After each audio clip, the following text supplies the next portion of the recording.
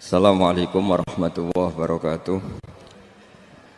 Bismillahirrahmanirrahim. Nahmaduka ya ghafuru ya syakuru. Mashalli wa sallim barik ala sayyidina maulana Muhammadin wa ala alihi wa sahbihi asfa'in nama ba'du.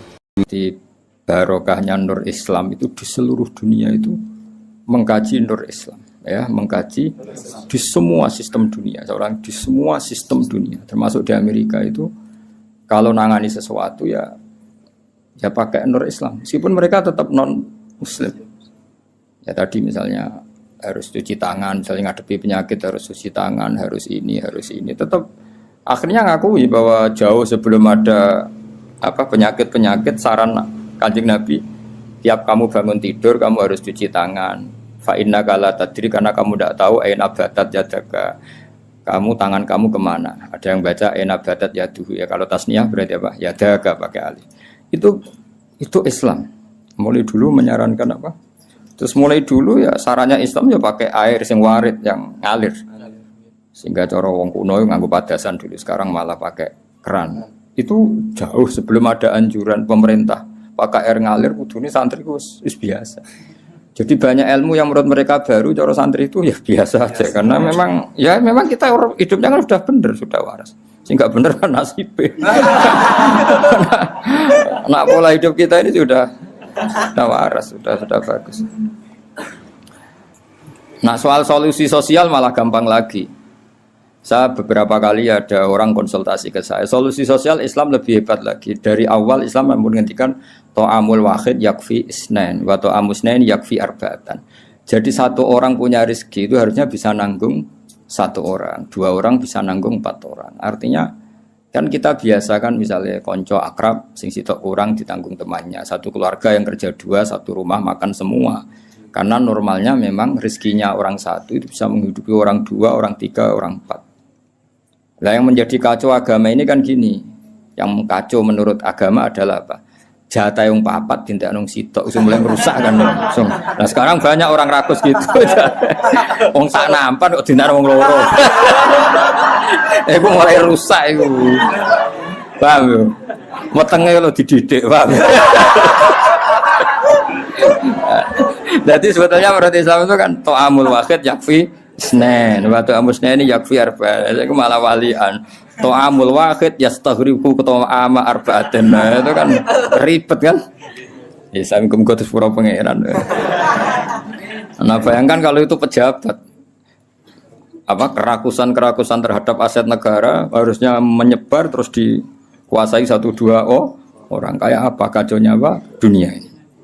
Lah ya lagi-lagi semua itu Nur Muhammad, ajaran Rasulullah SAW tetap ajaran sing halul muskilat, bisa mengurai problem. Maka kita buktikan bahwa kita yang Islam itu hidup kita stabil, hidup kita nyaman. Kalau enggak ya bagian dari problem itu. Ya bagian dari apa? Problem itu. Tetap Kanjeng Nabi faqad nusirat fil kainati a'lamu ulumik. Jadi meskipun di negara non muslim semuanya sekarang mengkaji apa? Islam. Sejarah para malaikat ya faqad nusirat fil kainati a'lamu ulumik. Semua alam raya ini pasti nanti mengkaji ilmu Muhammad. Sekarang sedekah Rasulullah ketika Amerika yang mengkaji Islam, Eropa juga mengkaji, semua mengkaji Islam. Wa tabasyarat lan dadi bunga al makhluqatu pira-pira makhluk bikutu hingga kelan tekani sira. Walam yaqalan ora tetep sapa seun perkara apa seun perkara mimma sing perkara khalaqa kang gawe sapa Allah taala illa jaa, kecuali teka apa se li Amerika maring perintah sira Muhammad, perintah jenengan Muhammad toian iku wong sing taat. Wali maqalati kaiku samian lan maring dawuh jenengan samian ngrungokno. Terus nanti alam raya ini semuanya tunduk pada perintah Rasulullah sallallahu alaihi wasallam. Aku yakin dunia tambah kacau itu tetap tambah butuh Islam. Kayak sekarang dari dulu tuh Islam menyarankan supaya hidup itu sederhana. Warung donya kuwaco anggur wong ra sederhana. Warung ono kekacauan ini lagi menyarankan hidup sederhana. Jadi cara santri cara kene kan yes biasa urip kok. Jangan keluar kalau enggak penting. Dari awal Islam ngajarno min husni islamil mar'i tarkuhu malayan. Kok malah lagi roh saiki. Piye kok terlambat ilmune. Kita ini tahu mulai dulu pun. Pemene bagi sira di dua pe metu opo. Sira di opo santeng ae no. Niku ora usah dilarang wis ora kelar metu. Paham ya? Tapi mulai dulu kan Kalau kita diumumkan jangan keluar kalau tidak penting. Dari itu dulu ajaran kita kan sebaik-baiknya Islam meninggalkan yang tidak penting. Serasa diwarai kan suhune mulai cilik suhu.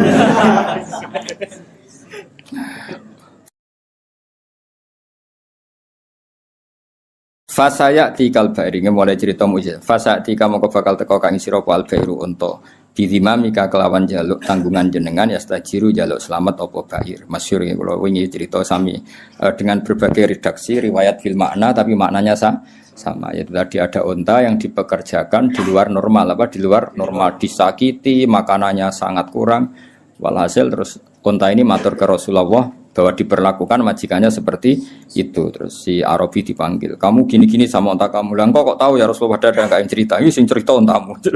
Iku jenenge fasaya tikal ba'ir bidima mikayas tajir waddob lan hiwaddob wal huzalatu lan huzala. Makanya kemarin sama anani dob yun nufur itu 2 kali.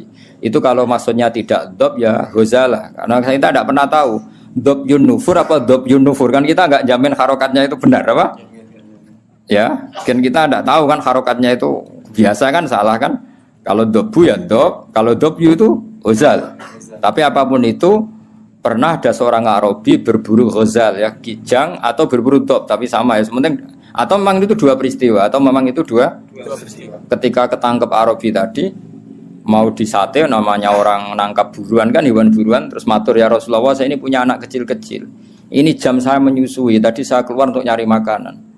Tolong beri kasih Arabi tadi, beri hak saya menyusui anak saya.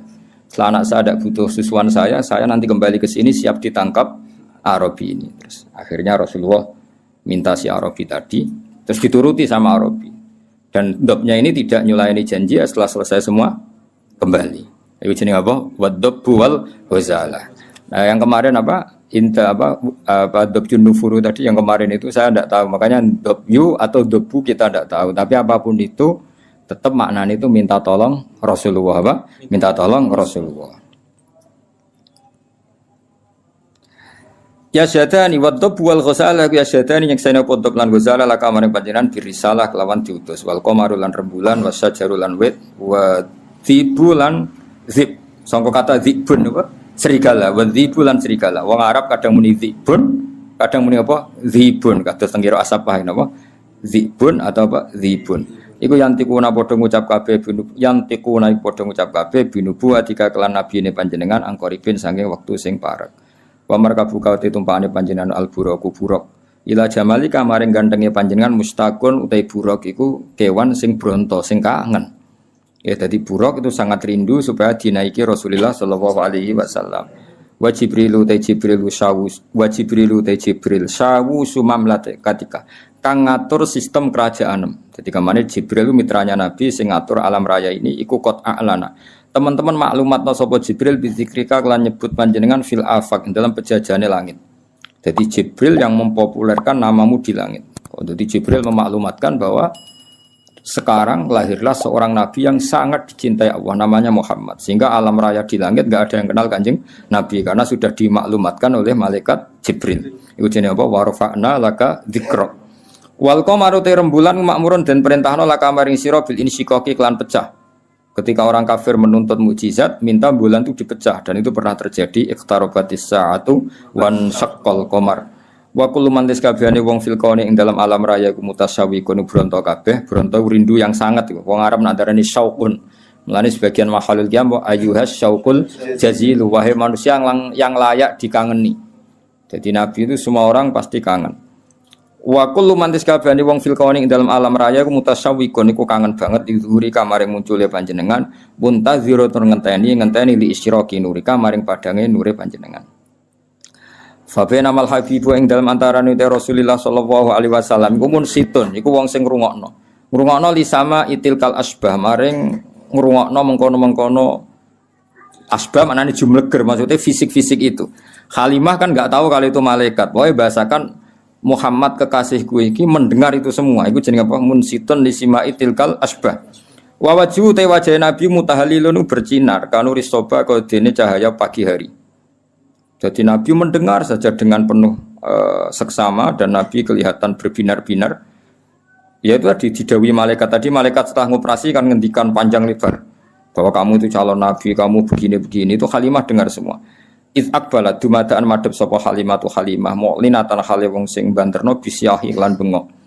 Maksudnya bengok kaget kan karena nabi dikelola orang yang tidak dikenal. Habis itu di bredel, di apa-apa itu kan kaget betul ibu rodoknya. Takulu ngucap sapa Halimah, dawuh sapa Halimah wa ghoriba, wong sing aneh, wong sing asing sendiri. Maksudnya karena nabi pas itu jauh dari saudaranya karena saudaranya kan lari semua. Ya ketika melihat malaikat tadi kan saudaranya lari semua, berarti Nabi sendiri. Wong Arab nak muni wa ghoriba, napa? Wa ghoriba. Faqalat mongko dawuh sapa al malaikat ya Muhammad ya Muhammad ma anta bi ghorib. Ma anta ora ana te sira bi ghoribin kelan wong sing dhewean, bal anta te sira minallahi qoribun parek. Wa anta te sira lahu maring Allah, wa anta te panjenengan lahu maring Allah sofiyun pilihan wa habibun dan kekasih. Ketika Halimah muni wa ghoribah, jare malaikat, tenang kamu Muhammad, kamu tidak sendiri, kamu dekat sama Allah. Ya tentu perasaannya Halimah sama malaikat kan beda. Qala Halimah wa wahidah, duh wong sing dhewean. Tentu cara Halimah Nabi Muhammad itu posisi sendiri karena saudaranya lari semua. Faqalat moko dawuh sapa al malaikatu malaikat ya Muhammadu ma anta biwahid. Ma anta ora ana sira biwahidin kelan dhewean, bal anta uta sira iku sahibut ta'yidi wong kang duweni kekuatan. Wa anisu ka te kancane sira iku Alhamidul Majid, dat sing Hamidul Majid. Ya, tapi problemnya malaikat kan enggak bisa ngomong ke Halimah gak nabi. Halimah boten apa? Nabi mau matur nang Kanjeng Nabi, ora mat kira dhewean tenang wae, kowe dibarengi pangeran sing Alhamidul Majid. Wa ikhwanuka te dulur sira ku ikhwanuka ya dulur sira minal malaikat sing para malaikat wa ahli tauhid lan ahli tauhid. Soal dulurem do mlayu dulur rodok ke tenang ae. Kabeh malaikat, kabeh ahli tauhid ku dulur. Iki dawuhe malaikat. Terus qalat Halimatu wa yatimah. Yes nak ngono sekaruan status yatim. Faqalatil malaikatu lillahi darruka min yatim. Lillahi kagungane Allah sarasan darruka uta nikmat sira. Mana darun puan. Maksudnya puan ku nikmat sira min yatimin. Ya gak apa-apa kamu yatim tapi yatim terbaik. Fa inna qadraka monggo sak temne kadar sira inda wa munggu Allah iku azimun iku agung. Ini cerita Nabi ketika ketemu Nabi Adam. Fa idza nazara qibala yaminih dhahika. Fa idza nazara qibala shimalih baka. Nabi Adam ketika melihat ke kanan tuh senyum-senyum, senang sekali. Tapi kalau kamu melihat ke kiri itu nangis. Lalu Rasulullah SAW tanya ke malaikat Jibril, itu siapa? Itu Adam. Dan yang kelompok di kanan itu ahli surga, maka beliau kalau melihat senang sekali. Dan kalau yang di kiri itu ahli neraka, kalau beliau melihat itu susah sekali. Artinya apa? Betapa susahnya jadi Nabi Adam itu. Jadi kalau misalnya ada koruptor ketangkep gitu ya, yang nangkep ya cucunya, yang ditangkep juga cucunya.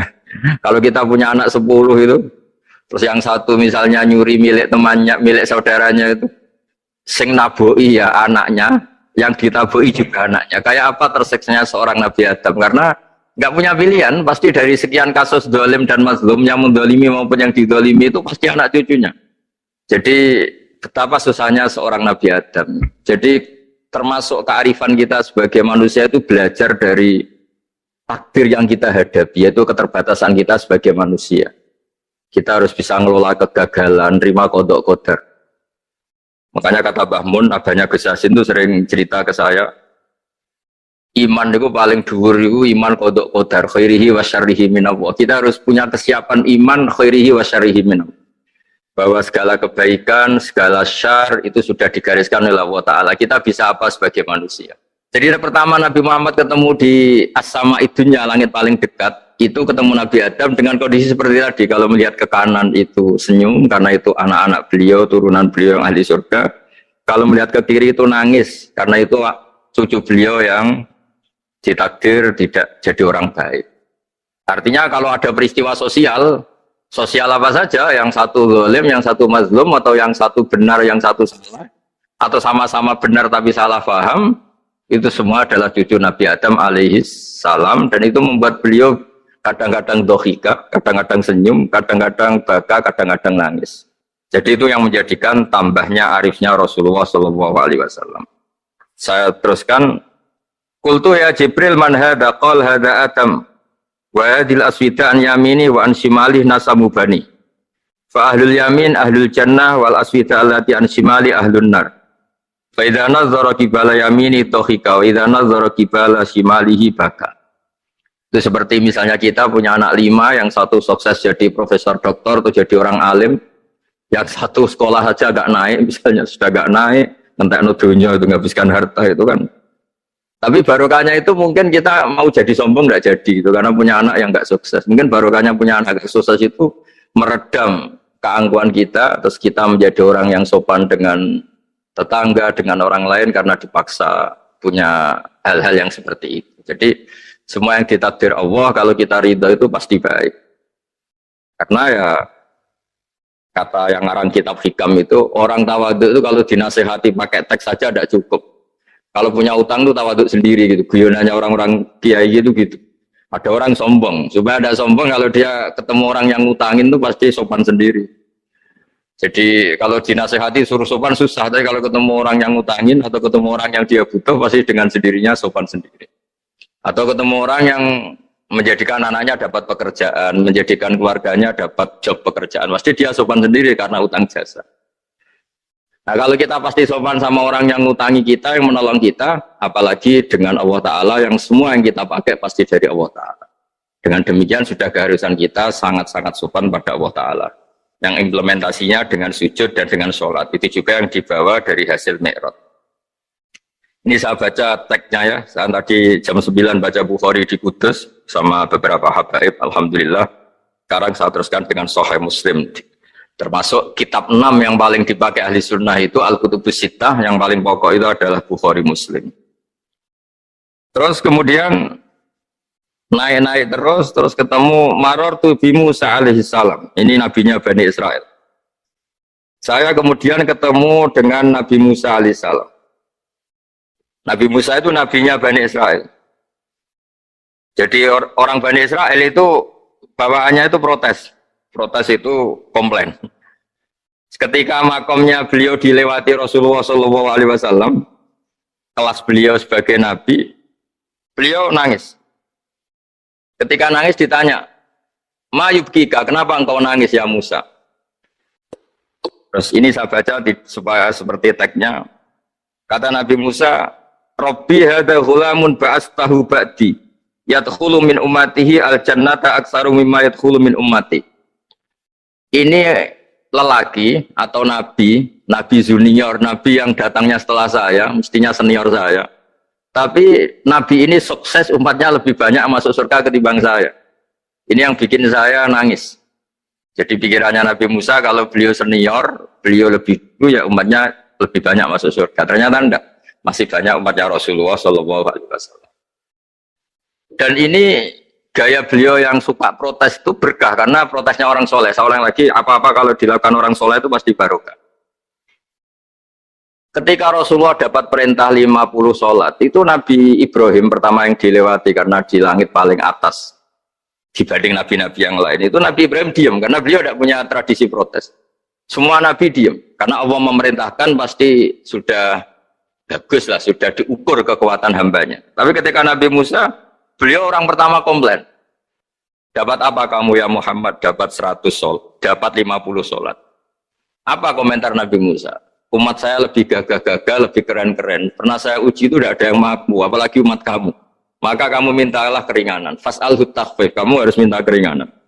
Masyhur itu riwayat itu. Kemudian Nabi minta keringanan sama Allah dipotong hanya 5. 5 masih 45, dipotong lagi 5 masih 40 sampai 9 kali pemotongan. Akhirnya jadi 5 sholat. Itu satu menjadi pelajaran bahwa hubungan dengan Allah Ta'ala itu tidak perlu malu. Karena Allah itu suka dimintain. Mestinya kan dipotong 5, minta lagi sungkan. Dipotong lagi 5, minta lagi sungkan. Tapi ternyata berkali-kali. Bahkan ketika sudah 5 itu Nabi Musa masih bilang, ya Muhammad minta lagi keringanan. Jadi kalau itu dikabulkan itu jadi tidak ada sholat. Itu kalau 5 masih minta. Nah, sampai Rasulullah itu tanya ke Jibril, ya Jibril, bagaimana dengan gaya komplainnya Nabi Musa? Hiddah itu sering komplain. Jawabnya malaikat Jibril, ya roh hiddah, Allah tahu betul tentang komplainnya Musa dan Allah senang. Ya karena bawaan beliau begitu. Ini penting saya utarakan bahwa dalam Islam itu orang yang lemah lembut, yang samahah, Allahun Halim kayak Nabi Ibrahim itu juga Allah suka. Yang suka komplain tapi demi hak, bukan demi konflik. Saya ulang lagi, demi hak, bukan demi konflik. Juga Allah suka. Itu kita menjadi dapat sholat yang hanya 5, itu barokahnya komplainnya Nabi Musa. Karena kita yang lemah ini diukur dengan umat beliau yang kuat. Ternyata umat beliau tidak kuat. Barokahnya tidak kuat itu dipakai tolak ukur, apalagi umatmu yang Muhammad. Kemudian itu yang menjadikan Nabi sebagai orang yang sangat tawaduk, karena yang merintahkan itu senior. Meskipun kita tahu Nabi Muhammad itu Sayyidul Awwalin wal Akhirin, tapi secara lahir, secara jusmani beliau lahir paling belakang, dan secara lahir juga beliau Nabi paling terakhir. Jadi secara hukum adab beliau harus sopan. Tentu sopan itu jadi panutan kita. Meskipun kita tahu hakikat beliau adalah Sayyidul Awwalin wal Akhirin secara hakikat. Nanti kita bicara lebih jauh tentang jusmani dan ruhani. Nah akhirnya keturutan sampai 5 sholat yang kita lakukan sekarang itu barokahnya komplainnya Nabi Musa. Banyak di cerita-cerita kitab hadis. Ketika Nabi Musa ngaji sama Nabi Khidir, itu komplainnya Nabi Musa menjadi fikih yang luar biasa, kata kitab Ibnu Hajar al-Asqalani Fathul Bari. Ketika beliau ngaji sama Nabi Khidir, kemudian Nabi Khidir itu dipinjemin perahu sama masyarakat. Sudah dipinjemin karena beliau majanan ya, dikasih gratis. Tapi di tengah-tengah perjalanan perahunya itu dilubangi. Nabi Musa komplain, akhirat tahari tukhriqu ahla, masa kamu lubangin padahal kamu naik, nanti gimana, kamu sudah pinjem, nggak bayar, masih merusak lagi, itu apa-apaan. Nabi Khidir ya rileks saja, ilmu kamu belum cukup untuk menganalisis ini.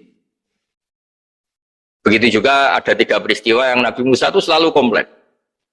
Apa yang dikatakan Ibnu Hajar al-Asqalani itu kitab yang sangat bagus sekali. Justru dengan protes itu Nabi Musa punya kelas di atas Nabi Khidir, karena orang nggak boleh sukut alal mungkar, karena secara fikih orang itu tidak boleh mendiamkan suatu yang buruk. Kita tahu dalam aturan fikih di antara kewajiban kita adalah ingkarul mungkar, mengingkari suatu yang memang harus diingkari. Ya meskipun tentu tidak dengan sikap destruktif yang merusak dan apa, tapi yang nggak baik tentu kita ingkari. Perilaku Nabi Khidir yang melubangi perahu yang tidak miliknya, padahal yang punya perahu sudah menonton, itu perilaku yang nggak baik. Sehingga Nabi Musa protes. Justru protesnya Nabi Musa ini menjadikan beliau selalu di kelas fikih terbaik, yaitu ingkarul mungkar, mengingkari barang yang harus diingkari. Tapi tentu Nabi Khidir juga nggak salah, karena beliau punya perhitungan, di depan nanti itu ada begal-begal, ada kekuatan yang nggak baik, yang selalu akan membegal perahu-perahu yang kondisinya sempurna. Nabi Khidir punya perhitungan, kalau ibarat mobil ini spionnya kok nggak dipecah, nggak diambil, itu termasuk mobil bagus, pasti digarong. Tapi gara-gara spionnya dipecah dulu sama Nabi Khidir, terus depannya dilumuri apa supaya agak menarik, ini selamat. Jadi perhitungannya Nabi Khidir, wa kana wara'uhum maliku ya'khudhu kulla safinatin ghusba. Di beberapa tafsir diartikan safinah ay sholihah, karena di depannya nanti akan ketemu orang-orang yang dolim, yang selalu ngambil perahu-perahu yang bagus. Caranya gimana supaya perahu itu gak diambil? Ya karena mereka hanya ngambil yang bagus, ya dirusak dulu supaya gak bagus. Kalau ya gak bagus nanti lolos dari garong tadi, dari pengambilan secara dolim tadi. Jadi Nabi Khidir gak salah karena ada visi seperti itu.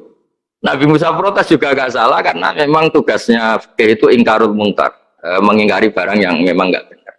Nah, di sini seperti yang dikatakan Gus Yassin, kita harus bisa ngelola perbedaan, ngelola beda sudut pandang dan sebagainya, sehingga kita selalu dapat nikmat Allah Ta'ala wa allafa baina qulubihim, nikmat yang kita asik, kita hidup asik, nyaman.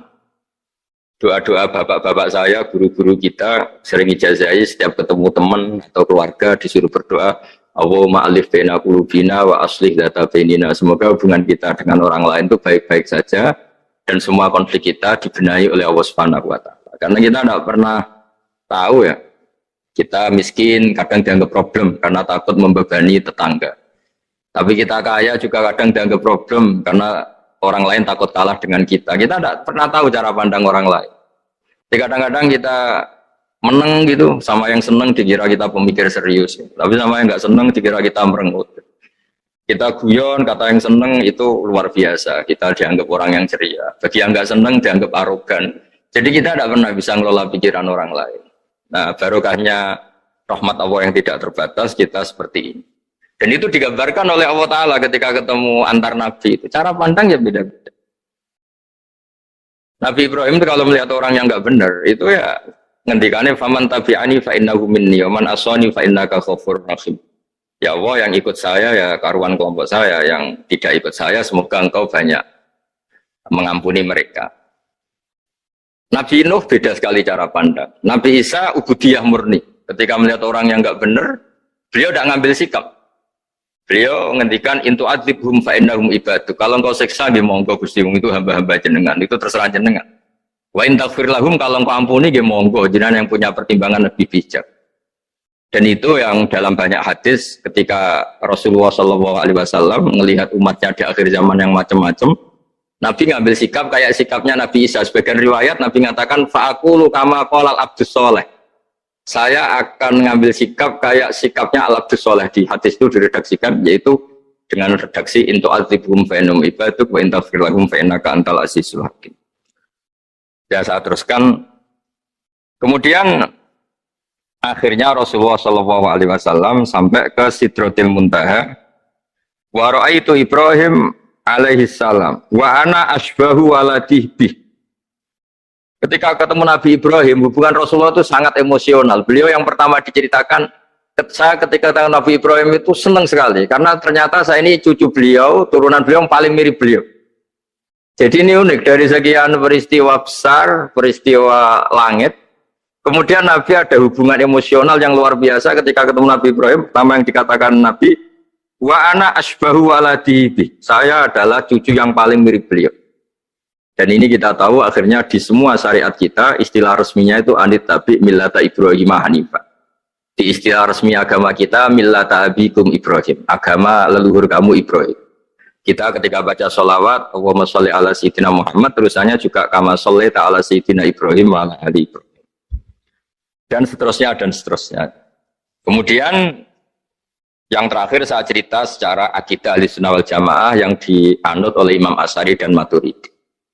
Meskipun secara lahir itu Nabi mengalami pertemuan dengan Allah di Sidratil Muntaha, tapi tetap saja kita cara pandang bahwa Allah Ta'ala itu mukhalafatul hawadis. Allah tidak bisa kamu andekan di satu tempat terus mengalami hal-hal yang kita alami sebagai makhluk. Sebab itu sirinya kenapa di surat Isra dimulai dari subhanalladzi. Allah tetap maha suci. Maha suci itu artinya terbebas dari yang kita alami. Allah selalu mukhalafatul hawadis. Allah la yahtaju ila makarin. Allah tidak butuh tempat. Allah tidak butuh waktu. Allah tidak butuh semua. Karena Allah itu qayyum. Allah itu qiyamuhu binafsihi, berdiri sendiri. Allah tidak butuh aras. Allah tidak butuh kursi. Tapi eksistensi kursi yang butuh Allah. Allah tidak butuh aras, tidak butuh kursi, tidak butuh langit. Semuanya itu berdiri karena Allah. Bukan sebaliknya Allah berdiri di atas semuanya. Sehingga kita mulai kecil diajari Allah itu siapa? Al-Qayyum. Kalau bahasa kita qiyamuhu binafsi. Selalu berdiri sendiri, dan Allah itu Al-Ghaniyul Mutlaq. Nggak butuh yang lain. Di sini pentingnya selalu Nabi ngintikan subhanallah, subhanallah, beritanya tetap Allah itu maha suci, Allah maha besar, Allah maha agung, dan keagungannya diantara ditandai dia punya sifat yang tidak sifat kita. Dia punya keabadian yang tidak bisa kita miliki. Dia punya semuanya yang tidak kita miliki. Itu sebab itu dimulai subhanalladzi asra bi 'abdi lailam minal masjidil haram. Jadi kata subhana ini maha suci itu maha suci dari tempat, dari waktu, dari apa saja. Meskipun Allah punya adat, punya sunnah memperlakukan hambanya itu dengan logika atau bayangan yang dibayangkan seorang hambanya. Sehingga seakan-akan kita ini ya ketemu, seakan-akan kita bisa ini melihat. Sehingga di surga disebut kita ini melihat Allah. Tapi semua ahli sunnah mengatakan, tapi kamu melihat Allah itu tetap saja bila kaifin walan khisorin, tidak bisa terus menciri. Menciri itu bisa membatasi sifatnya Allah itu begini-begini, tidak bisa. Tetap Allah itu la tudrikul absar wa huwa yudrikul absar. Tapi kita bisa disebut melihat dengan kemakhlukan kita yang profan. Di surga disebut melihat, tapi bukan melihat yang kayak kita melihat antar makhluk yang terus bisa apa itu cerita detail, cerita spesifik, cerita apa, tidak bisa. La tudrikul absar. Ini hebatnya ulama-ulama kita, selalu cerita Mi'raj, cerita nazar ila wa fil jannah, melihat Allah di surga, tapi bersamaan dengan itu selalu cerita Allah itu mukhalafatul hawadis, Allah itu laisa kamislihi syai'un. Jadi terima kasih Gajang utamanya pada Gus Yasin dan yang membantu semuanya.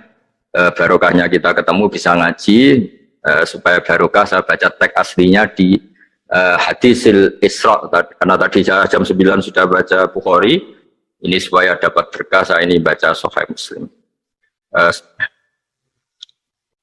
Begini ya, saya tak cerita karena saya baca kitab itu banyak sekali. Ini bukan dalam konteks sombong atau takabur, boten. Saya cerita baca kitab banyak itu supaya sampean tahu bahwa pikiran saya ini mamluk, dipenuhi dengan pikiran-pikiran ulama dulu karena saya sering baca. Jadi tidak pikiran saya sendiri. Khusyuk itu maknanya takut. Ya takut itu ya maknanya takut. Takut itu ya kelas-kelasan. Misalnya saya dipanggil bapak saya, "Bahak sini." Sekedar datang ke tempat itu meskipun nggak niat nurut. Saya ulang lagi, sekedar datang ke tempat beliau manggil saya meskipun nggak niat nurut, itu sudah satu poin tertentu. Karena dipanggil terus menghadap itu sudah bagus. Meskipun di hati saya nanti saya bilang nggak mau, saya mau main. Tapi itu sudah poin tersendiri. Karena bandingannya akbala dalam bahasa Arab itu adbaro. Adbaro itu dari kata dubur. Dubur itu membelakangi. Daripada misalnya dipanggil bahak sini, malah lari menjauh. Membelakangi. Kalau dalam bahasa Arab itu adbaro. Adbaro itu menjadikan duburnya di belakangnya. Makanya bandingannya akbala itu menghadap dengan muka. Kalau adbaro orang di belakangi pakai duburnya. Makanya dalam bahasa Arab disebut adbaro. Nah, sehingga terburuk dari seorang hamba itu adbaro. Dipanggil ndak moro, dipanggil ndak menuju yang dipanggil, malah menjauh. Nah menjauh ini dalam bahasa Arab itu kadang dibahasakan tawalla. Tawalla itu mengingu itu menghindari. Atau adbaro, membelakangi. Jadi kalau Anda sholat kok masih sering salah, dan saya yakin semua orang juga gitu, kalau nggak nabi, nggak wali itu ada ya kesalahan-kesalahan yang tidak fatal-fatal banget karena ada kebaikan yang Anda lakukan, yaitu ketika Anda dipanggil, Anda istijabah, Anda mengiyakan dengan menghadap. Ya itu sudah bagus. Nah setelah menghadap ternyata disuruh apa itu tidak nurut. Disuruh apa gak nurut itu satu kesalahan yang tidak mengganggu poin pertama tadi Anda menghadap. Sehingga banyak cerita di hadis-hadis ada sahabat yang zaman itu tidak soleh-soleh banget. Zaman itu ketika Nabi, saya ini mau sholat ya Rasulullah, tapi jangan diminta berhenti dari begini-begini. Beliau menyebutkan sekian kemungkaran sahabat tadi. Nabi komentarnya itu sayan hahumayakul. Nanti kalau sering sholat lama-lama ya nggak begitu. Nah ini kelirunya kita sebagai manusia. Lama-lama juga baik, itu kita kira itu terus harus sekarang gitu loh. Nah itu keliru, harus sekarang itu keliru. Bisa saja kita ini setiap sholat pasti sudah ditulis Allah, nanti itu mati baik. Belalang nanti habis asar sebelum kita maksiat sudah mati, habis sisa sebelum kita maksiat lagi sudah mati. Jadi barokahnya sholat itu ada waktu yang potensi ya, potensi sholat itu akhir kenangan kita, sholat itu identitas kita, sholat itu status kita. Nah, karena kita sholat itu pakai niat, niat itu komitmen. Sementara kalau Anda maksiat itu tidak pakai niat, karena zallah. Zallah itu ya ada niat maksiat, tahu-tahu mungkin di bis ketemu orang cantik, terus agak jelalatan. Tapi kan tidak niat, tapi kalau sampai sholat kan datang ke masjid, bayangkan imami ini, nanti kamu takbir, nanti kamu baca ini, baca ini. Jadi benar-benar komitmen, itu status kita. Kata Said Zabidi disebut mautinuhu wa haqiqatuh. Baiknya umat Islam itu kalau taat itu mautinuhu, itu alamat resminya, itu statusnya, kata Said Zabidi. Tapi kalau dia maksiat itu zallah, zallah itu kepleset. Jadi tidak pernah jadi status kita. Semoga semua maksiat kita ini tidak status, tapi zallah. Tapi ketika taat itu status, hakikat kita. Maka falau butiyah ya haqiqatuh wa mautinuhu wa dhatuh. Ini kata Said Abdul Az-Zabidi pengarang Itham. Orang Islam itu orang yang ketika ibadah itu identitasnya betul, ketika ibadah itu Allahu Akbar, dia berharap rahmatnya Allah gini-gini. Nah ketika salah dia zallah, dia ngantor ya ada niat korupsi, dia ingin memenahi negara ini, dia nyai juga agak ingin macam-macam gitu. Ya tapi karena manusia terus ada zallah. Nah semoga semua kesalahan kita ini zallah itu ya cara Jawa kepleset, tidak mental. Dan semua kebaikan kita ini mental, yaitu kebaikan yang jadi tempat kita, identitas kita, haqiqatuh wa mautinuh wa dhatuh. Tapi jangan pernah berpikir kalau apa artinya sholat kalau kita masih melakukan kemungkaran, itu salah besar. Sholat itu wajib, dengan Anda sholat itu sudah mengurangi kemungkaran Anda, karena Anda tidak melawan ketentuan Allah Ta'ala. Kayak kita orang Indonesia, Meskipun kita koruptor, mau jadi KTP Indonesia sudah bagus. Kita mau jadi warga Indonesia. Meskipun setelah itu kita korupsi dan salah, tapi lumayan jadi mau jadi warga apa? Indonesia. Orang mau sholat, artinya dia menstatuskan diri sebagai hamba Allah. Taken kontra. Kalau saya ini hambamu ya Allah. Anta Robbi. Iya karena butuh, iya karena stain. Soal salah ya salah aja yang sama. Kita tetap warga Indonesia meskipun kita salah, meskipun kita koruptor, meskipun kita salah, tetap aja warga Indonesia yang berhak mendapat jatah makan meskipun di penjara, meskipun apa. Sama, kita ini hamba Allah yang mengakui kalau Allah itu Tuhan, kita hamba. Dan barokahnya pengakuan itu insya Allah di cerita-cerita syafaat, kalau kita dosa atau apa, insya Allah dapat syafaatnya Rasulullah SAW, karena kita tidak pernah lari dari status kehambaan. Jadi yang harus dipegang, makanya status kehambaan ini nggak boleh hilang. Kita harus sering bilang, Robbi, Robbi, Tuhanku yang merawat aku, yang memberi aku. Dengan demikian kita menjaga status kehambaan kita. Dan status hamba ini yang menjadikan orang layak masuk surga. Yaitu fadkhuli fi ibadi. Kamu harus resmi menjadi hambaku. Baru ada perintah wadkhuli jannati. Kalau menjadi hamba aja nggak mau, kita punya keangkuhan, punya keinginan yang mulu-mulu. Sehingga seakan-akan kita ini Tuhan. Nah, itu tidak menghamba. Kita harus fadkhuli fi ibadi. Baru wadkhuli jannati. Saya kira demikian. Semoga ini manfaat. Banyak cerita niku riyen Kiai Khalil mengambil mantu Kiai Bisri niku nggih nyaur utang kalian Mbah Topo. Mergi sering dirumat secara finansial. Tias mbake ndongane iku tenanan supaya anake Kiai Mustofa niku pinter, anake Mbah Topo niku pinter, terus dados Kiai Bisri. Niku nak diambil kesimpulan niku Kiai ndonga tenanan niku nak dirumat tenanan. Nak dirumat rapati tenanan niku ndongane ya kudune rapati tenanan. Niku wonten sing crita niku mbah bodoni napa mboten niku riyen niku ngantos Mbah Khalil prai jamaah. Mergo makmume iku sing ngutangi. Dadi wedi nak ketemu makmume. Suwe-suwe diebrokno terus wani dadi imam malih. Terus dalam keadaan ngoten niku ndonga ra tenanan mboten mungkin. Singkat cerita terus Kiai Bisri dados tiyang alim, Kiai Misbah dados tiyang alim.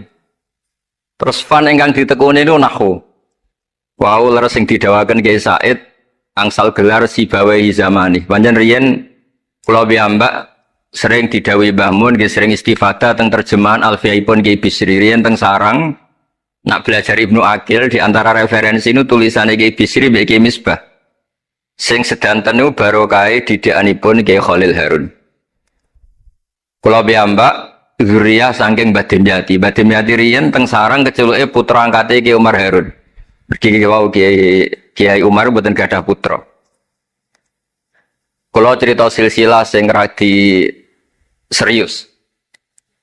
Dados niki waliane Gus Yofur wau mun rilek niki kula sing cerita serius. Riyen syaraté wong alim niku sinau riyen, sinau badhe niku diskusi kalian sing sak level. Badhe niku nembe ngaji.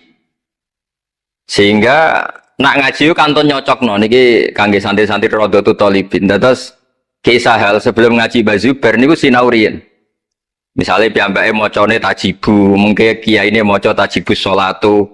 Mengke diskusi terus ngaos Mbah Zubair. Angger macane wis kembar terus berarti aku wis pinter. Karena yang memutuskan rofa nasab itu tidak kiainya tapi dia. Dados kantun nyemak. Ki bengi tak waca rofa kok kiai ku rofa, berarti ilmuku wis padha. Aku maca nasab kok kiai ku nasab berarti padha. Aku maca jer kiai ku jer wis padha. Nah santri-santri kan boten ngaji boten persiapan. Teko ngaji mbek takok halaman. Niku pun santri innalillahi wa inna ilaihi rajiun. Niku enggak bisa diharapkan. Terus kula riyen niku GR alim niku nggih alasan perkara ini sinau riyen. Dadi agar bangun maca kok pun kembarane 90% apa 80% nggih mun setengah ngalim. Kok nak salah kok sampai 90% ya goblok banget. Sakniki mboten santri sinau iku mboten persiapan ngaji takok halaman tok endi. Mau menyenggahi sholawat. Salam Muhammad shollallahu alaihi wasallam. Mboten mikir wong kiai ini maca Allahumma sholli ala Muhammad malah ngongkon kiai ini sholli alaihi itu nak diterjemahkan Allahumma sholli ala Muhammad terus dekne ngomong sholli alaihi. Nggih monggo jenengan maca sholawat. Wong sholli nu fil amar. Tapi wong jenenge wong ora mikir nggih. Terus niku ruwet.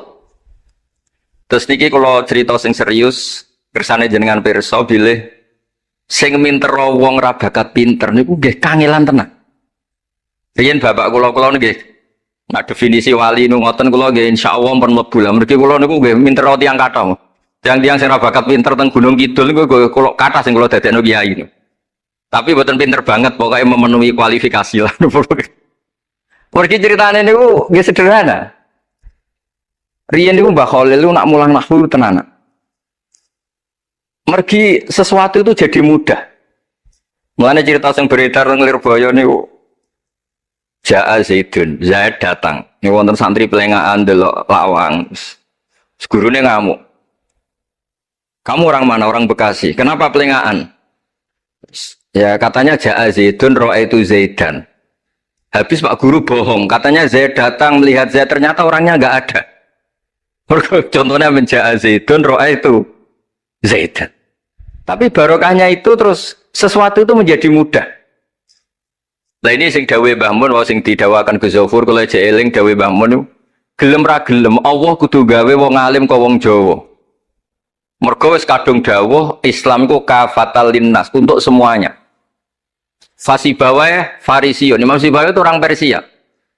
Imam Ghazali juga Tus itu Persia. Banyak orang alim dari Irak itu Babylon, itu tidak Arab. Karena Islam ini kafatal linnas. Makanya gelem ra gelem guyonane Mbah Mun niku Allah kudu gawe wong-wong koyok Warijo, koyok Kirun kudu dadi wong alim. Guling-gilingan nak Islam tidak milik orang Arab saja tapi kafatal linnas. Niku ana cara paham. Dadi mumpun dadi janjine pangeran.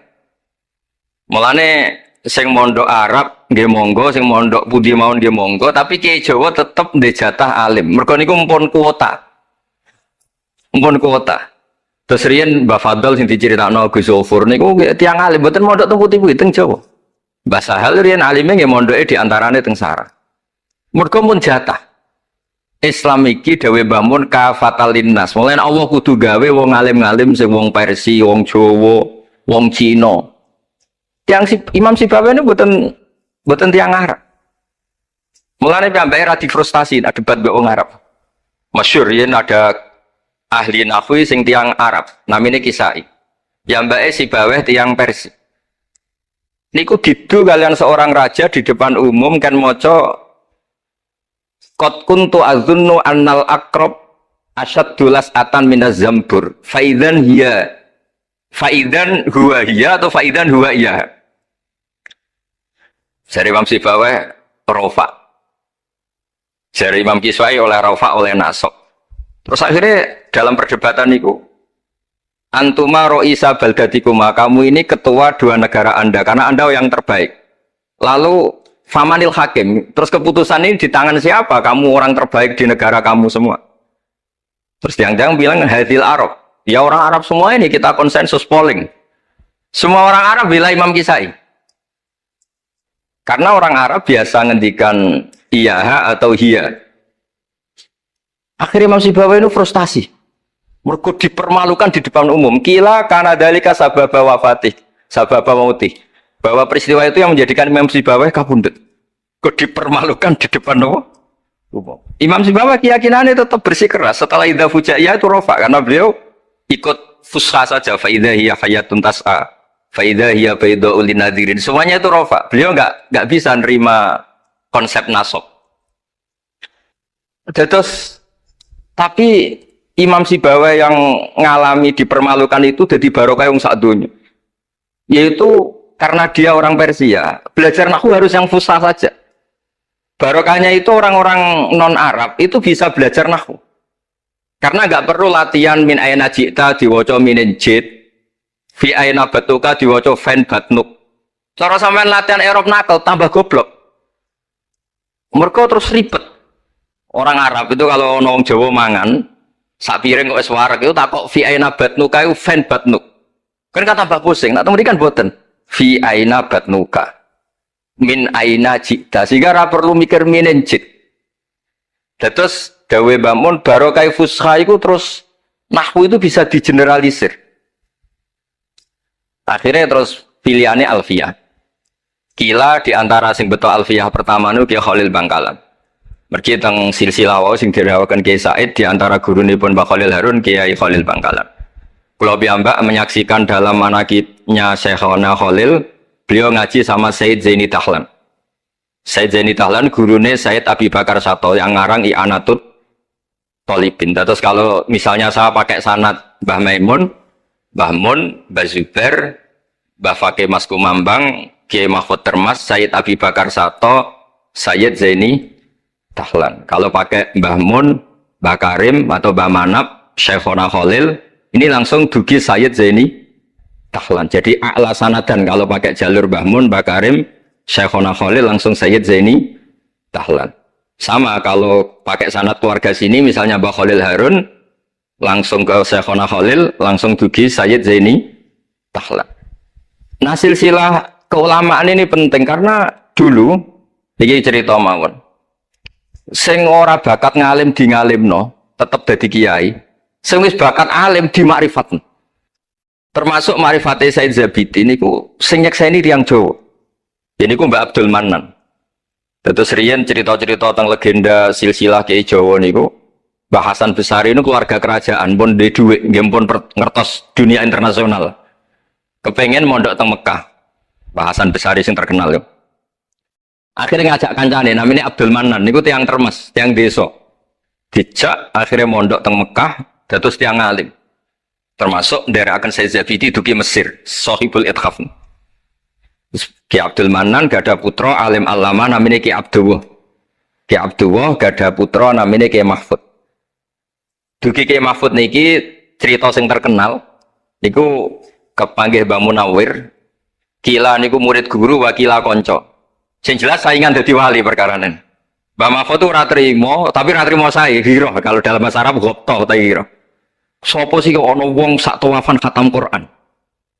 Dados sing kok tambahi Gus Sulilak dadi wali ku sak tawafan khatam Quran. Mboten maca ithaf dalu-dalu seneng Gus penggane rokokan dalu-dalu maca kitab malah seneng. Kon molekan. Niku akhirnya kepanggih. Kepanggih terus kila niku Kiai Mahfud pesen Muhammad ini kan beto teng Indonesia. Mulane Gus Muhammad akhirnya dadi Kiai Quran. Di pondokno teng Termas bareng-bareng Bali Maksum, Gus Habib. Niku sedanten terus ngaji Badim Yati Termas. Kalau nanti diceritani Mbah Mus mriki meledake muridnya Mbah Khalil Harun di antara sebabnya niku Mbah Demyati Termas wafat. Terus sebagian santri-santri ageng udah ngaos teng Kasingan teng Mbah Khalil Harun. Walhasil terus Gus Muhammad itu dados ngapal Quran alim. Terus dipek mantu tiyang sugih namanya Kaji Taslim. Terus akhirnya urip teng Betengan. Gada putra Ki Harir samangke wonten Gus Muhammad. Dadi Muhammad bin Harir bin Muhammad bin Mahfud bin Abdullah bin Abdul Manan. Niku pun dugi Shahibul Ithaf, Ithafus Sadat Al-Muttaqin. Saraipun kitab napa? Ikhya. Niku nak ngarang. Niki cerita tira. Niku nak ngarang jen luar biasa. Kitab 14 juz. Niku kabeh berilmu, boten dipenuhi cerita-cerita sing boten penting. Semuanya berkualitas. Yang paling saya kenang dari dan ini sekaligus kalau terakhir muludan nih. Yang paling saya kenang dari statement beliau, dari ngendikan beliau itu begini. Wa nabiyyu sallallahu alaihi wasallam wa in jalla qadru muhtajun ila rahmatihi ta'ala wa fadli. Dari cara pikiran beliau itu umat ini setelah Nabi Isa. Penggemar Nabi Isa itu salah dalam mendudukkan Nabi Isa, berlebihan sampai mengatakan Isa ibnu Wah. Yang benci juga berlebihan sampai mengatakan Isa itu waladuz zina, yaitu orang-orang Yahudi. Tapi kata Said Zabidi, hadil ummah maksumatun min dzalika kullih. Umat ini akan diselamatkan, pecinta Rasulullah Shallallahu Alaihi Wasallam itu akan diselamatkan dari dosa atau kesalahan-kesalahan orang Nasrani melihat Isa. Barokahnya apa? Barokahnya sholawat. Yaitu umat ini wiridan Allahumma sholli ala Sayyidina Muhammad. Allahumma itu pemberi, Muhammad apapun jalla qadruh penerima. Sehingga kita baca sholawat itu sekaligus menunjukkan mahabbah kita ke Rasulullah Shallallahu Alaihi Wasallam bahwa beliau makhluk terbaik, manusia terbaik yang paling layak dapat askas sholawat, askat tahiyat dari Allah Taala. Tapi tetap saja Allah ini pemberi, Rasulullah ini penerima. Sehingga umat ini tidak akan mendudukkan Rasulullah setingkat Allah. Yaitu yang disebut burdah da'mat ta'atun nasara fi nabiyimi wahkum bima syi'ta madhan fihi wahtakimi. Pokoknya silahkan memuja Nabi Muhammad setinggi langit asal da'mat ta'atun nasara. Tinggalkan kesalahan yang dilakukan orang Nasrani. Nah itu kata Said Zabidi, cukup kowe maca sholawat. Karena dengan baca sholawat berarti Allahumma sholli ala Muhammad Allah pemberi, Nabi apapun agungnya penerima. Jadi sampean nyebut Allah, yaitu Jalla Jalaluh, menyebut akrobu habaibi, akrobu asfi'ahi. Nah itu, ini cerita. Jadi kita ini dididik orang-orang spesial. Saya dididik Mbah Mun, dididik Bapak, dididik guru-guru yang lain. Beliau dididik Mbah Zubair di antara gurunya Mbah Karim, Mbah Fakih dididik Mbah Mahfud dididik Ki Abdullah dididik Ki Abdul Manan. Ki Abdul Manan ini dididik yang ngarang kitab Ithafus Sadatil Muttaqin. Terus di situ diterangkan sanad beliau sampai ila Rasulillah Shallallahu Alaihi Wasallam. Maka dengan seperti ini baca sholawat itu kualitasnya luar biasa. Ini bukan sekedar sholawat. Mari kadang-kadang kita ini kan wong Jawa ya, kayak piye maca sholawat sakmene duwe akeh, maca sholawat sakmene naik pangkat. Ini yang terus cara kula niku apa diberantas iku lumayan gak moro Gunung Kawi. Tapi disetujoni kok kabeh kok dikompensasi materi. Jadi ribet jadi kejauhan. Kalau mereka tidak punya sarana tawassul, engkau moro Gunung Kawi itu ya kedusan. Tapi mau sholawat ben dadi bupati, engkau nara mandi nang nyalahno sholawat. Jadi kejauhan ya bingung. Nah sampean ra bingung berarti rong kiai ya, dadi gapane. Tapi apapun itu dawe Said Zabiti wa Rasul wa Muhammad wa injalla qadruh muhtajun ila rahmatihi ta'ala wa fadlih. Itu mutiara yang luar biasa. Engkang kula dawa matur malih, nak ngelem Kanjeng Nabi ku ngelem kaya ulama. Nggih wau kados Said Zabidi. Wong trimo redaksi sing kita baca keseharian, tapi beliau bisa memahami bahwa hadhihi sholawat, sighatus sholawat. Itu sighat sing nyelamatkan hadil ummah ila yaumil qiyamah. Cinta kita pada Rasulullah terselamatkan karena kita baca sholawat. Tauhid kita terselamatkan karena Allah al-Mu'ti, Rasulullah al-Mu'ta. Apapun hebatnya Nabi, posisi yang diberi, yang menerima, pemberinya tetap Allah Subhanahu wa ta'ala. Dan ini cerita-cerita ngaji tahqiq ingkang sanate musalsal ila Rasulillah sallallahu alaihi wasallam. Dan kula suwun seneng Rasulullah nggih wonten sing baca sholawat dengan jumlah besar. Wonten sing bacanya ndak besar tapi ngerti sirrun min asrori sholawat. Ngene iku piye supaya sholawat iku nunjukno mahabbah kita lan keyakinan kita nak Nabi niki afdhalul khalqi, paling disenengi Allah. Tapi sekaligus Nabi tetap Abdullah wa Rasul. Cukup dengan redaksi Allahumma sholli ala Muhammad, Allahumma sholli ala Sayyidina Muhammad. Terus niki mun dalu nek sampean kakean ilmu malah bingung. Wong kula piyambak pun nganggep final yang didhawuhna Gus Zofur mergi saya bersaksi karena hal yang sama juga Mbah Mun sering dawuh. Sing jelas iki Jawa kudu bangga tetap untuk kuota. Mergo Allah kadung ngendikan kafatal linnas. Jadi tetap Allah akan bikin orang-orang alim di lain orang Arab, mesti ono sing wong-wong non Arab. Kata Imam Ghazali itu orang Tus itu ikut Persia.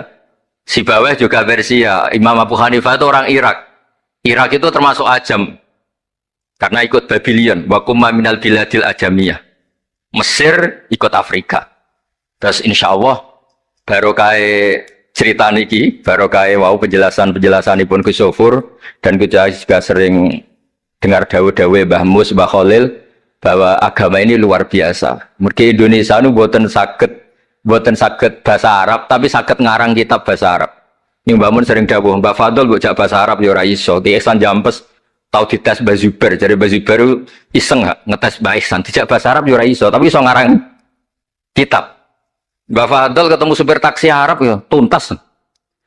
Pinter supir taksi. Mana gara Mbah Mun ana wong modal Arab kepen pinter, kepen iso bahasa Arab. Kowe adol es ning Arab kok pinter bahasa Arab. Iso Mbah Mun. Nah pen alim yo niru Mbah Fadl. Tapi sakit alim alama. Mergi mumpun untuk kuota agama ini kafatal linnas. Nah, agama itu mulai dulu itu masalah klaim di sosialnya ya. Pada level kebenaran tentu agama itu hak dan batil. Tapi pada level sosial itu klaim. Klaim bahwa Ibrahim itu kita. Kata orang Islam, kata orang Yahudi Ibrahim itu kita, kata orang Nasrani Ibrahim itu kita. Sebab perdebatan itu ketika diputuskan Yerusalem, Hebron, terus Bethlehem, itu dianggap kota internasional, kota bersama. Sehingga di sana itu yang namanya Nabi itu kadang kakinya di masjid, kepalanya di sinagog, atau pokoknya separunan. Jadi saya pernah sholat di Masjid Ibrahim itu harus melewati sinagog. Itu tak inceng Nabi Ishak itu nang tengah-tengah sinagog. Ibrahim lumayan sirahe ning masjid. Jadi hanya satu bangunan. Sama persis di Masjid Yerusalem itu masjid apa? Baitul Maqdis itu. Tembok yang satu yang sebelah ini dipakai tembok ratapan, tembok yang sama yang satu dipakai masjid. Itu jangan satu tembok, bukan dua tembok. Makanya tiga agama ini unik, musuhan tapi titik keramat itu menunjuk yang sama. Orang kok berhubung ra cocok wis aku tak ning Bantul, enggak ada yang seperti itu. Semuanya di titik itu. Jadi nak donga yo krungu, wong kula nate teng tempat tembok ratapan Yahudi. Makanya sekuler yo ono barokah dunia itu sekuler. Kula mriku nggih ketunan. Mbak-mbak nggih jilbaban enggak masalah. Karena dianggap tempat wisata. Sama di Mesir itu ada masjid tertua, Masjid Amr bin As. Wong barat nak rono ya ana sing katokan cekak macam-macam. Wong wisata. Kok Masjid Kauman Jogja. Sapa yang mlebu ya oleh wong sapa? Wisata. Maksudnya kan banyak turis yang ke situ posisi enggak berpakaian apa? Islami. Senajan mau ning jowo di Masjidnya Amr bin As sama. Nah pertanyaannya gini, satu-satunya yang bisa meyakinkan umat Islam kalau Ibrahim tidak Yahudi dan Nasrani ya dawuh pangeran. Kenapa? Karena secara fisik makamnya itu di kawasan apa? Yahudi. Nabi Daud para meneh sak kemule iku tembok bintang kejora kabeh. Bahkan kalau ziarah ke sana kudu maca ala Yahudi dulu. Iya, Nabi Daud sing. Nah, di sini ini pentingnya nyun sewu, pentingnya dengan tanda kutip pentingnya politik. Jangan-jangan makam-makam itu terserah otoritasnya. Andai kan Indonesia itu menang Wahabi, mungkin makam-makam tulis sentral kemusyrikan, awas bahaya. Karena yang menang Aswaja ya tempat barokah. Ya tinggal yang nulis. Nah ini yang kita khawatirkan. Ibrahim mengalami seperti itu. Andai kan dulu yang menang 100% Umar atau Salahuddin Al-Ayyubi, mungkin Ibrahim itu enggak lagi ada sinagog di seputar Nabi siapa? Ibrahim. Semuanya mas. Tapi sekarang enggak, karena dikuasai dunia internasional itu jalan kakinya di sinagog. Ishak malah total Ishak gitu. Yakub malah total semua tubuhnya di sinagog karena Yakub itu nama lainnya siapa? Israel. Ya, nama lainnya Yakub siapa? Makanya Yakub bin Ishak bin Ibrahim. Lah Yakub punya anak namanya Yahuda. Paham ya? Makanya Yahuda bin Yakub bin Ishak bin Ibrahim. Yahuda punya dulur yang li'ab 12, yang dulur punya dulur li'ab itu 2, Bunyamin sama siapa? Yusuf.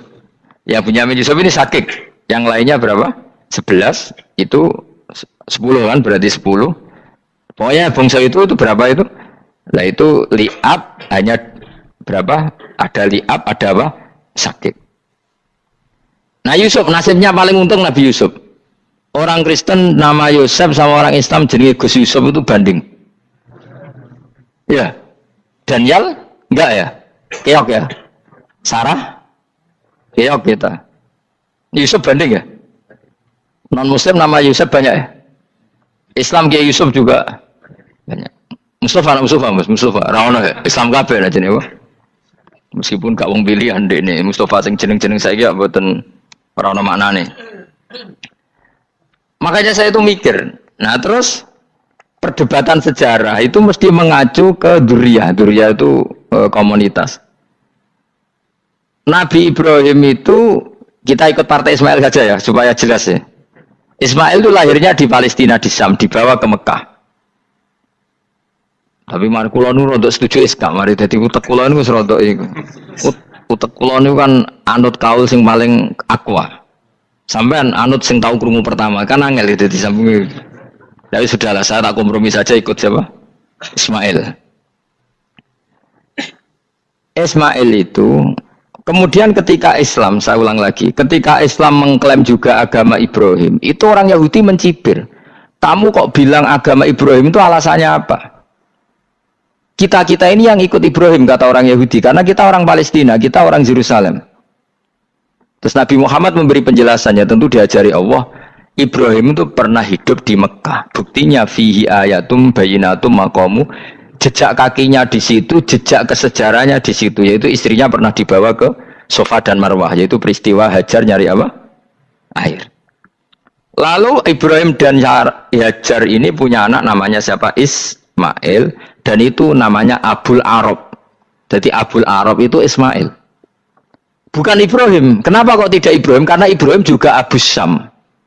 Ibrahim masih milik bersama. Yang mulai benar-benar hidup di Mekah itu siapa? Ismail. Maka dulu perdebatan antar para peneliti agama, itu lalu Adnan itu siapa? Makanya terus diputuskan, wa adnanu bila roibin inda dzawil ulumin nasabiyah ila dzabihi Ismaila nisbatuhu wa muntama. Lalu pertanyaannya, orang Yahudi yang di Palestina tetap mengklaim kalau mereka turunan siapa? Ibrahim, dan menduga Ibrahim adalah Yahudi. Islam darani Ibrahim Islam. Ya sudah seperti itu tuh nasib agama, akan begitu terus ila yaumil qiyamah. Kita tentu iman status Ibrahim, maka anak Ibrahimu Yahudiyah wala Nasraniyah. Nah, kenapa harus Quran ngendikan? Karena secara fisik atribut Ibrahim itu sekarang makomnya itu dikuasai Yahudi, akhirnya dikuasai Israel akhirnya juga. Jadi gampangannya ini loh. Umpama Nabi Ibrahim di makom ning Indonesia terus dikemuli ayat kursi kan aman. Paham tuh kita, angel temen terang kowe. Mesti diarani Islam. Lah tapi di makom ning Israel dikemuli bintang kejora.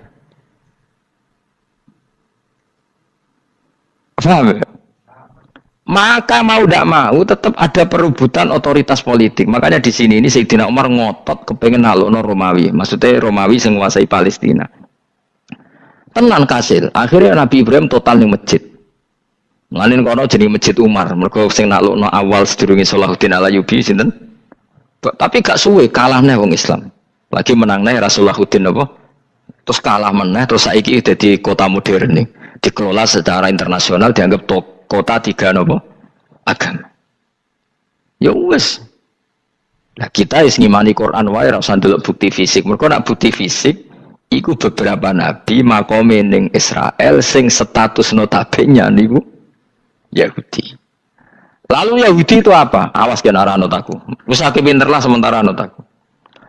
Karena ini sekali salah itu fatal. Yahudi itu siapa? Yahudi itu nama agama, apa nama marga, apa nama sekte. Terus orang tuh gak tahu mikir meneh. Dikira Yahudi itu nama agama, apa nama sekte. Israroh gus ora tau mikir. Ya wis ora roh enak dadi Yahudi iku jeneng wong iku Yahuda bin Yakub bin Ishak bin Ibrahim. Lalu nama ini ya tetap tauhid, tapi pertanyaannya apapun tauhid kamu tetap akan disalahpahami oleh penulis sejarah. Maka sejarah itu sekali sing nulis salah, tetap selawase kurbane yo salah. Misalnya kok Siti Jenar, kita kan tidak pernah tahu Siti Jenar persis piye.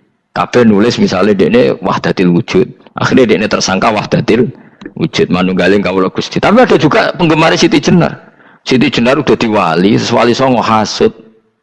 Barang dipateni wangi, ben ketok elek digenti asu. Dadi sing ketok elek wali songo ning versi penggemar Siti Jenar. Aku lah termasuk turunan Sunan Kudus ning catatan. Iku paling mangkel mbek ketoprak. Perkara men kalah mbek Saridin ceritane.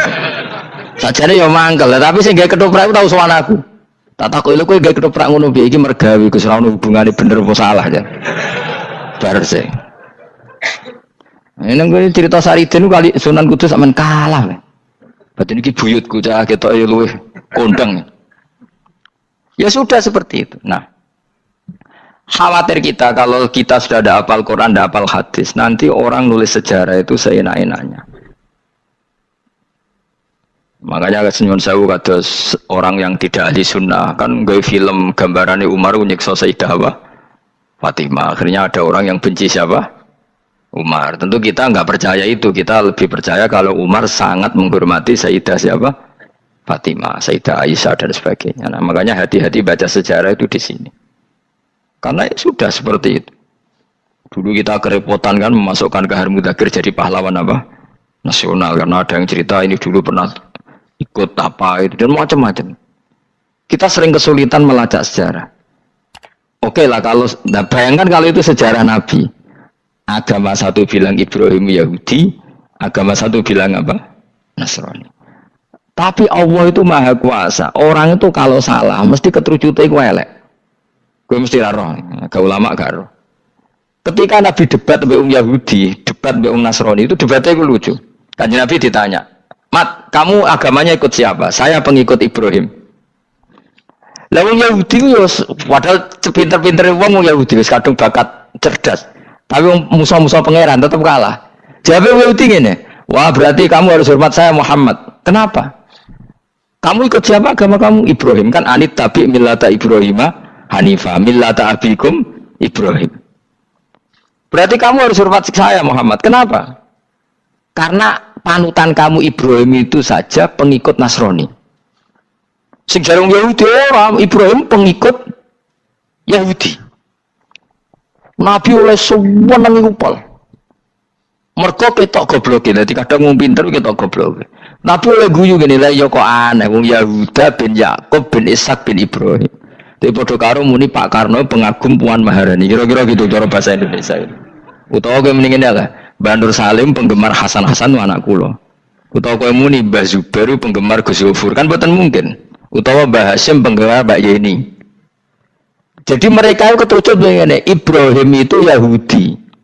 Padahal sing jenenge Yahudi iku putune Nabi Ibrahim kaya Yahuda bin Yakub bin Ishak bin Ibrahim.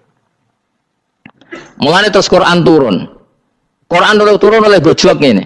Ha antum haula'i hajastum fi ma lakum bi ilm falimatu hajuna fi ma laysa lakum bi ilm.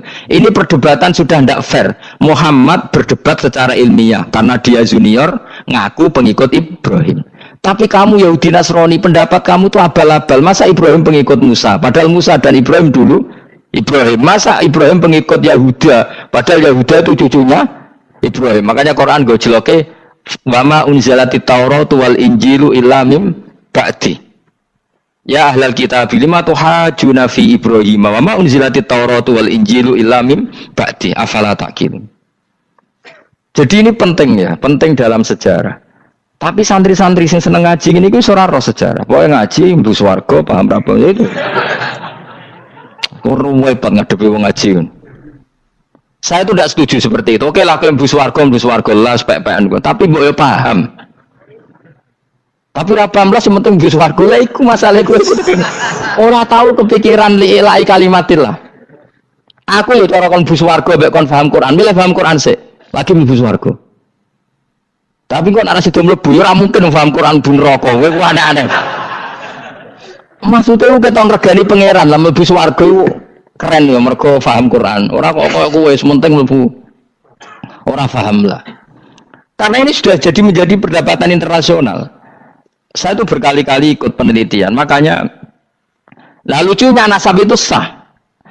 Mereka yang Yahudi kalau ditanya man huwal Yahud, huwa Ishak, huwa Yahuda bin Yakub bin Ishak bin Ibrahim. Terus diomong no Ibrahim pengikut Yahudi itu padha karo tadi kayak kita bilang misalnya Mbak Munawir pengikut Gus Najib. Kan nggak mungkin Pak Karno pengikut Puan Maharani atau Gus Mbah Hasyim pengikut Mbak Yeni atau Mbah Nur Salim bapak saya pengikut Hasan anak saya, kan aneh. Sehingga pangeran oleh gojlok gitu. Ha antum ulai hajastum fi malakum bi ilm. Mereka ini sudah siap berdebat secara ilmiah. Falimatu hajuna fi ma laysa lakum bi ilm. Tapi saya iki pecintane Kanjeng Nabi ku rata-rata iku ora pinter. Penting selawatan berjanji buanter. Nak diarani bid'ah ngamuk wis ngono terus kelihatan. Lah sing diarani bid'ah padha dene wong selawatan iku tareh kok di. Kadang-kadang yo bingung. Wis sama dibak berjanji cara mbok terjemah ngarah diarani bid'ah. Lah bid'ah ning ndi wong walam matam min hamlihi syahrani ala masyuril aqwalil marwiyatu fiya bil madinati Abu Abdullah, ketika Nabi kandungannya umur 2 bulan bapaknya mati. Terus itu kan tareh. Gara-gara diwaca bahasa Arab terus koyo mantra. Lah akhirnya diarani bid. Sing maca padha ora paham, akhir Allah, ya Allah. As padha dene aku repot besar. Pusing aku mikir berarti. Ayo kowe ngono ta ora kelakuan ame aja. Sing biyen ana mau tulis bahasa Indonesia, kok terus ketara gak. Wulida maktunan biadil inaya makuhlan terus ya sudah ya biasa aja tareh. Ya kan tareh terus ketika Said Abdullah kenapa meninggal di Abwa? Wa kana qad ijtaza bi akhwalihi bani adim nat taifatin nat Jariya fama kasafihim sahron saqiman yu'anu nasukmahu wa syakwa. Kenapa Abdullah meninggalnya di Abwa? Abwa itu kawasan Yasrib karena Abdullah sedang menjenguk keluarga besar dari ibunya. Keluarga besar dari ibunya, istrinya Abdul Muthalib itu orang Yasrib. Nah pas di sana di Bani Najjar sakit, terus kapun, terus bid'ah ning ndi wong iku sejarah. Tapi mbok waca bahasa Arab.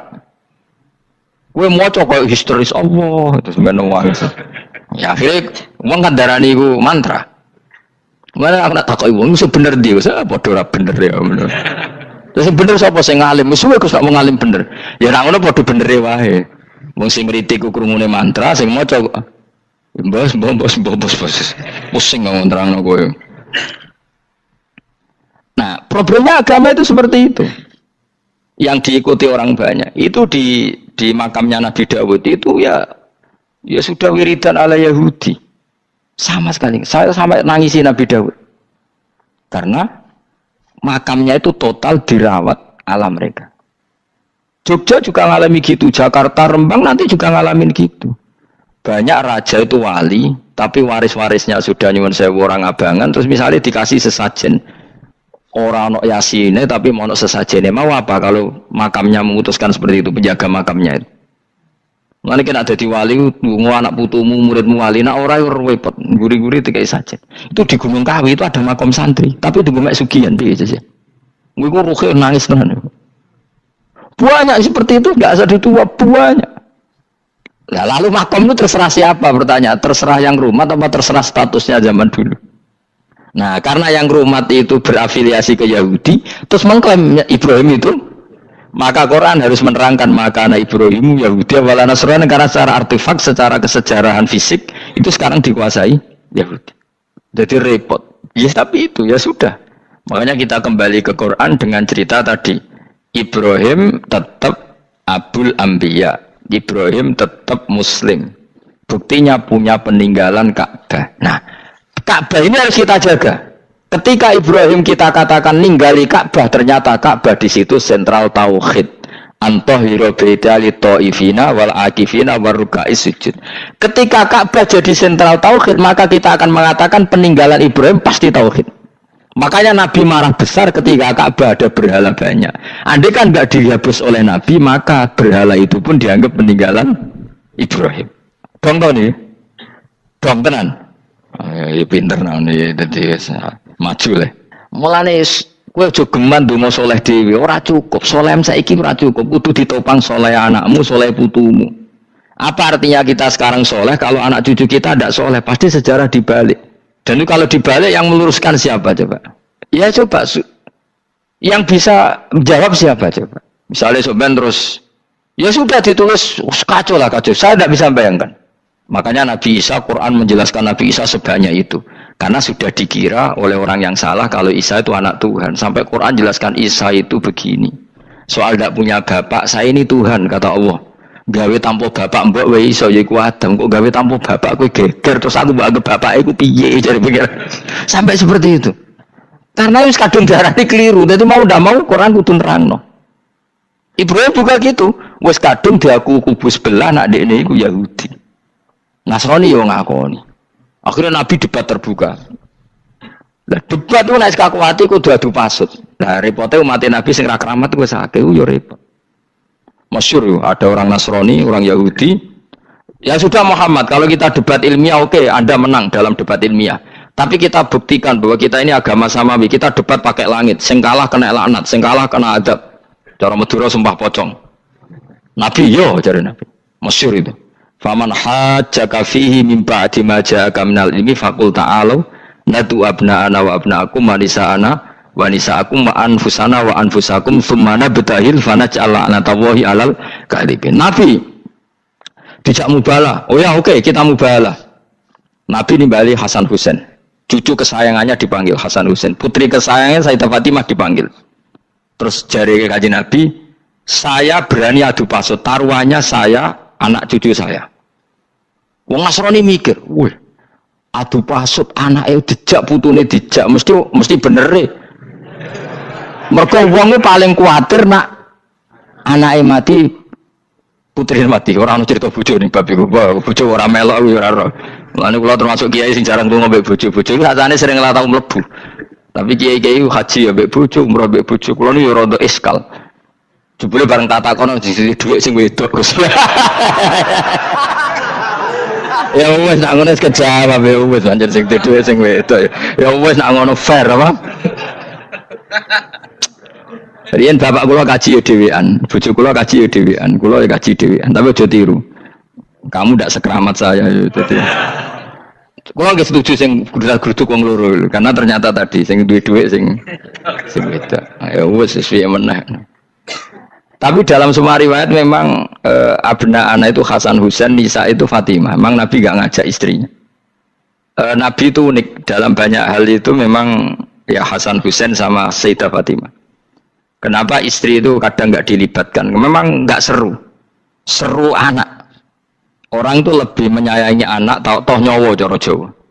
Bareng Nabi keluar, orang-orang Nasrani bilang ini wajah-wajah yang setiap mengetuk langit pasti disembadani. Terus mereka mundur, nggak jadi apa mubahalah, minta mubahalah ini dibatalkan. Berarti Nabi itu debat 2 kali. Secara ilmiah ya pernah, yaitu membuktikan kalau Ibrahim adalah pernah berdomisili di Mekah. Sehingga Nabi mengklaim sebagai turunan Nabi Ibrahim. Mereka tanya buktinya apa? Terus fihi ayatum bainatum maqamu Ibrahim. Orang-orang Yahudi Nasrani ditanya, itu apa? Jejaknya itu jejak Ibrahim. Mereka ngakui kalau Ibrahim pernah di Mekah. Artinya kalau pernah di Mekah zaman dulu kan nggak ada pesawat, nggak ada, mesti domisilinya lama. Dan itu artinya punya anak turun yang hidup di Mekah, yaitu lewat Ismail. Bukti kedua tadi, sa'i. Sa'i baina Safa wal Marwah adalah mengenang ketika Hajar mencari air. Lagi mulai perkara mbek kowe. Saiki Ismail ketika lahir iku jek digolekno banyu antarane Safa mbek Marwah. Sementara cerita Dhabi disembelih iku ning Sam. Mulane kok aja melo-melo lah ya. Aja melo-melo iku lha. Aja terusno, mari kepinteran wis. Seneng ae serasa melo-melo. Gak, aku Ismail ya. Cilate pinter kok pintere ra kasil, sombonge tok wis sing kasil dadi. Gak jeng Ismail. Ismail wis gak. Ketona nerangno gitu. Tapi ki ilmiah. Ben kowe bangga de guru alim ya dadi ki ben nak gurumu gak main-main. Aku yo krungu-krungu nak kaul aku ae Ishaq tapi wis goblok ngono Ismail. Karena waman sadda finnar ora umume wong wis repot. Ora usah diterusno dadi bukti empirik wis mengarah Ismail iku jelas uripe ning Mekah. Mergo wong Yahudi Nasrani lah ngakoni peristiwa Hajar iku ngakoni. Berarti Ismail urip teng Mekah. Akhirnya Rabi mbek suku Jurhum terus nurono Sayyid Adnan sak teruse sampai tok Kanjeng Nabi Muhammad sallallahu alaihi wasallam. Mulane dibak utawa manakib utawi napa? Berjanji. Niku pertama sing disebut abtadi limla bismillah terus wa ba'du fa aqul wa Muhammad bin Abdullah. Kenapa dibak berjanji lah ya. Kenapa nerangkan nasabnya Nabi Muhammad? Karena yang dipertanyakan Muhammad jadi Nabi turunannya siapa? Karena syarat Nabi itu harus turunan Nabi. Makanya berjanji nerangkan wabak tu faqul wa Muhammad bin Abdullah bin Abdul Muttalib wasmu Syaibatul Hamdi Khumitat Khisaluhus Saniyah. Dan masih terbukti di Ka'bah itu ada pintu namanya pintu Babu Bani Syaibah, yaitu nama lain dari banyak Kanjeng Nabi.